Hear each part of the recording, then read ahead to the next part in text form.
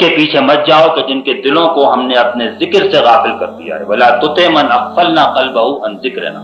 یہاں بھی کچھ اور نہیں کہا کہ کافر ہے یا مشرک ہے، بلکہ جس کا دل جو ہے وہ ہمارے ذکر سے غافل ہو گیا. کہ ساری تربیت کی تزکیے کے اندر جس چیز کے اہتمام کی ضرورت ہے وہ اللہ کا ذکر اور اس کی یاد ہے. اس کی وجوہات کیا ہیں؟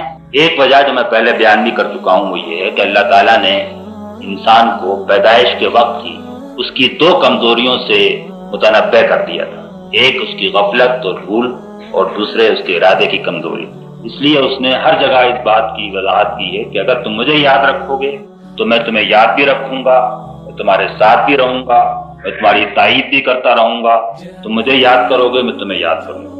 دعوت کی راہ میں، جہاد کی راہ میں اور ہر راہ میں یہی احساس کہ اللہ ہے اور اس کا ذکر جو ہے وہ طریقہ ہے جس سے وہ ساری صفات حاصل ہوتی ہیں جن کا ہم نے اب تک ذکر کیا ہے. ذکر کے معنی کیا ہیں؟ جیسا میں نے کہا کہ ذکر کے معنی یاد کرنے کے بھی ہیں اور یاد رکھنے کے بھی. اس کے اندر دل کا دھیان بھی شامل ہے، زبان سے اس کا اظہار بھی ہے اور عمل بھی، اور عمل میں اطاعت بھی ہے اور جہاد اور دعوت بھی ہے. اور یہ قرآن مجید نے ذکر کو ان سارے مفاہیم میں، سارے معنی کے اندر مختلف جگہ استعمال کیا.